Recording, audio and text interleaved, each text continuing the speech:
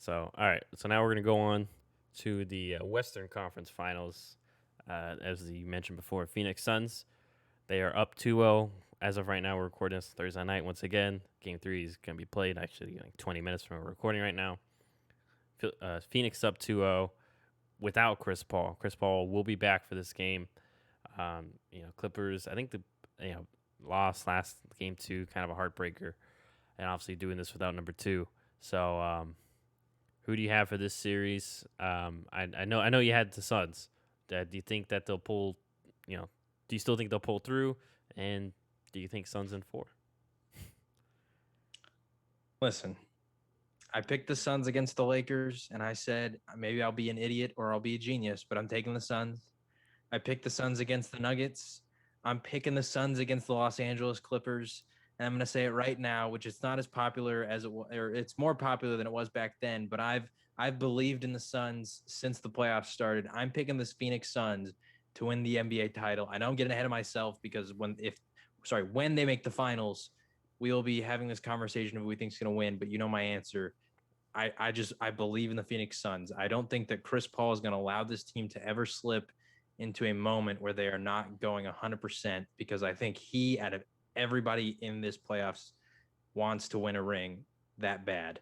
And I think that with him missing these first 2 games, this is a really easy spot. They go back to Los Angeles. The team that's up 2-0 sort of gets a little lazy. The other team tries really hard and they lose game 3. And then all of a sudden the other team is right back in the series. I don't think Chris Paul is going to let that happen because he wasn't there those first 2 games. I think he specifically will be extra motivated to win this game 3. And also the Clippers, I mean, they've gone down 0-2 3 series in a row. And at some point, like your luck's just going to run out. They don't have Kawhi Leonard this time. I know that people are calling Paul George a choker and that he didn't do clutch and all this stuff. He had 9 points in the final 2 minutes of that last game. He did break those 2 free throws. It does suck for him. And he did, miss the moment that could have probably won them that game. But regardless, I still think that he's playing great, but I don't think that's going to be enough against the Suns team who has won 2 games without their leader and Chris Paul. And now that he's back, I think they're going to be even more inspired. And also, they're just having one of those sort of Cinderella-esque runs that it's like there's just so much self-belief in the Suns' ability to win this game and this series and just the whole thing that once they beat the Lakers, I don't think anybody can rattle them. So I'm taking the Phoenix Suns. If Kawhi was healthy, it might be a different story because at least for me, I think Kawhi is undoubtedly a top 3 player in the NBA. And so his presence would be a whole different story. But if he's not playing tonight, I just can't see a world in which Kawhi Leonard is going to play in the series. Yeah, I don't. Sorry, I'm trying to see his injury report. Yeah, he's already ruled out. So Yeah. so I think he probably tore his ACL and they're just not announcing it in hopes that maybe if they went to the finals, he could play. yeah, But I don't think he's coming back. yeah, that's a whole nother deal. But yeah, I'm with you. I'm going Phoenix. I mean, uh, like you mentioned, it's just and like I mentioned last time. I mean, this is just ever since even when they played the Lakers, they had a sense of self belief, and they just I think especially since they've beaten the Lakers and then they went and beat the Nuggets, I think we're seeing them just play. Like I mentioned last time, they're on a roll. They're playing their best basketball right now, and that's up and down the roster. I mean, we saw, like I said, we've seen throughout the playoffs. I mean, Cam Payne, a guy who's playing in China, last year, who many even I think everyone that even knew about him considered him a bust. He's he's playing amazing basketball right now, especially these first 2 games, and in the absence of Chris Paul. So the fact that even if Chris Paul comes back, and even if Chris Paul isn't, even if rust is a factor for Chris Paul, uh, the fact that they have Cam Payne to go to, and now he'll be coming off the bench, it again, it just I think sorry, that's my trash alarm. It's just another added bonus to the Suns, and like I mentioned last time too. I mean, DeAndre Ayton, a guy who I questioned coming into the playoffs, stepped his game up. He's been in a reliable 20 and 10 plus, every night, and also being a super efficient on top of that. And then we all know Booker could score, and the fact that he's doing the playoffs too, I think he's earning a lot of people's respect. And then also, I mean, James Jones won GM of the Year or Executive of the Year, and he should, and I think rightfully so because the other pieces. I mean, I know Mikal Bridges was a draft pick, but he's been a very good 3-and-D standing with Jay Crowder. I mean, Cam Johnson. Like I said last time, off the bench, he's been really solid too. And they still have guys like, Frank Kaminsky, or more relevant, like Dario Saric, guys that can also come in and do different things off the bench if they need a spark too. And Torrey Craig as well. So yeah, I honestly, I think it's Suns in four. Shout out to the meme gets because like you mentioned, Chris Paul coming back tonight. It's tough to get, especially they've been the Clippers have been playing, haven't really had any rest. They've only had 1 day of rest in between games. They really finished the other series and really started this one. They haven't had a moment to catch their breath, and they aren't on a roll like the Hawks. They haven't had the big wins like the Hawks were. Like they were the favorites in most of their series, and it's just once again like I think we saw Terrence Mann came back to earth. I don't think he's having another 39-point game. Reggie Jackson's been solid, but it's really just been Reggie Jackson and Paul George have been the main contributors.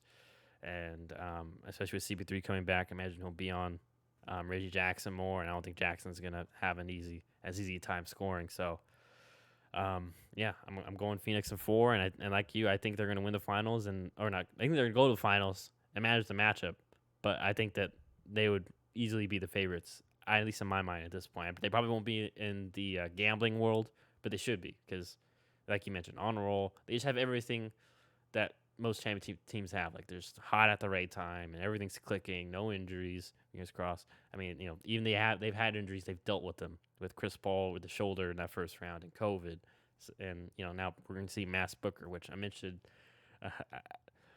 I'll mention that later, but yeah. So I'm with you on that boat, and I guess I'll throw the question now.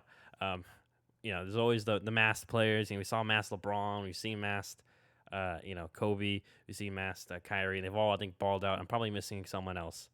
Do you think that, so if you were Devin Booker, did you feel a little bit more pressure just because of the mask? I think because I feel like everyone's expecting him because he's masked Booker to drop 30 plus tonight to go crazy. But I'm going to be honest with you right now. I think Devin Booker's going to drop 50 points. I think he's going to go ballistic. Yeah, I think he can. I think he'll drop 30 plus just because, especially with, especially Patrick Beverly's guarding him. I think he's going to bring a little something extra, and right. And also he's dealing with a broken nose last game, but now he's got a mask on, so he's fine with that. So, but go ahead. I just think that Devin Booker. I know that a lot of people are comparing him to Kobe Bryant, and I think there's a lot of stark differences between the two that people are ignoring. But we won't get into that whole comparison. Regardless, he's not Kobe Bryant. Everyone knows. I think that's what. Yeah, everyone knows that Kobe Bryant was still a mentor to a lot of these young players. And the last game that Kobe ever played against the Suns, he wrote on a pair of shoes, "Be legendary" for Devin Booker. And that's sort of been his mantra ever since. And I think that he just has this sort of mentality right now that is, out of everyone in the playoffs, probably the closest to Kobe you're going to get, that I think he truly believes that there's not a single player that can guard him. He's just going after every single person. He is stepping up in a way that even me, someone who criticized him and said that he was putting up empty stats on the teams before and all that stuff, I think that the Kobe stuff combined with the self-belief that we talked about, the leadership of Monty Williams and Chris Paul, that they're instilling that belief in him, saying you can do this, you are the guy, on top of the fact that he missed the playoffs for I think 5 straight years. He played on really bad teams. I'm about to say, I don't think he ever made the playoffs. This is his first appearance. Has to be. Yeah, this is his playoff debut season. So I think all of that combined, I think that there's just this will to win, this just intense desire for Devin Booker and the Suns to just do it, just to win, especially with the city of Phoenix and the state of Arizona. When was the last time that they had a champion in any sport? I have no clue. I know the Cardinals haven't won in a long, long time. I don't know about baseball, Diamondbacks. I don't think they have. So I just think that all the factors, I think Devin Booker's going to go off tonight with the mask. I think that he himself probably is viewing this as his moment to be Kobe Bryant, right? Kobe had the mask. It was a legendary game. Booker can do that too. I wouldn't be surprised if he goes off. I don't think he's nervous. I think if anything, this probably motivates him more to step up. And with Chris Paul coming back, I think there's going to be easier opportunities for him to do that. Yeah, I would agree. If I were Devin Booker, but obviously I'm not Devin Booker, so Yeah, I'd be nervous too. not like hell, just a little bit nervous, just because like I just feel like if you know how social media is, if you don't drop a great game with the mask on, it's like, oh, well, he's not for real like these other guys, even though I'm not gonna mention that, but you throw the mask on, and instantly there's comparisons to LeBron, Kobe, all the guys who did it. Even Westbrook too. I remember Westbrook had some. That's who I was forgetting. Westbrook had some good. I think Embiid had the mask too. I loved Embiid's mask just because he had to wear the goggle part too because of his eye. Embiid's mask was cool. I loved Kawhi's like that one. I hated mask. that. That was just so. That was such a bad mask. Just wear a normal one like everyone else. Why you got to? Why do you have to wear that one? Or wear like maybe I think because of his eye, right? Didn't his eye get broke orbital? Or something? Yeah, he had. Why didn't he wear the same mask? Like I guess maybe he's more predicated on his speed than Embiid, so maybe that one was like too heavy on his with the goggle attachment. I don't know, but alrighty. Well, that is. I mean, I guess that really wraps it up for now. We're getting to the nitty gritty. I mean, draft lottery was there and stuff, but I mean, it's like, hooray, who cares, yeah, I will probably check back in next week. We'll hopefully, we'll see. I mean, if my predictions go the way they are, there's only gonna be one series going on, and we'll see what happens. But regardless, real quick, yeah, hypothetical. Mm-hmm. If the Clippers were to win tonight's game and Kawhi was to come back next game, what do you think would happen in the series? I think Suns. The fact that he has sat out this long, and even though I criticize him, he sat out this long, and they had some. I think the last series ago, I forget who they played last series. It was the Jazz. Utah. It went 7 games. It went 6. 6, sorry.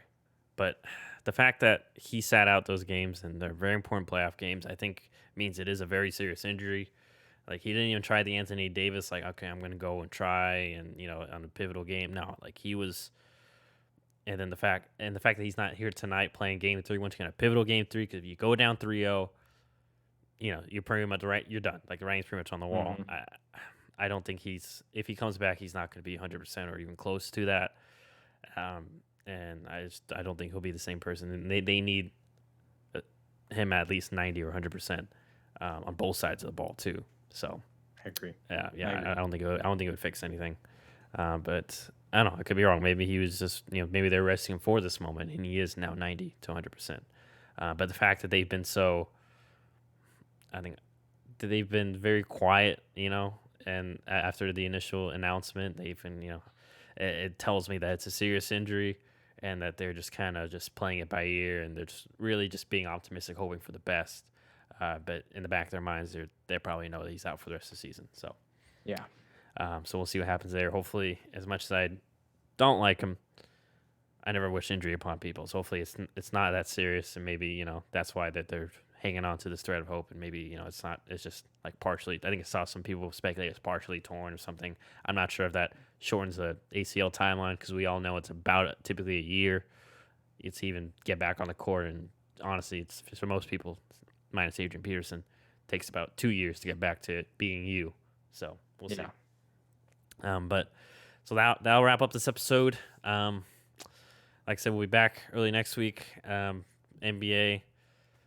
Hopefully there'll probably be some talk about, but it's definitely one of the shorter episodes. But as per usual, whether you're watching or listening, just please give us a like, comment, subscribe. Let us know what we can do better. Let us know we're doing great. And also, if you want to hit us up on our socials, as per usual, the Instagram is @ShutUpAndBallPod. We're still almost at 1,000, right? We're not there yet.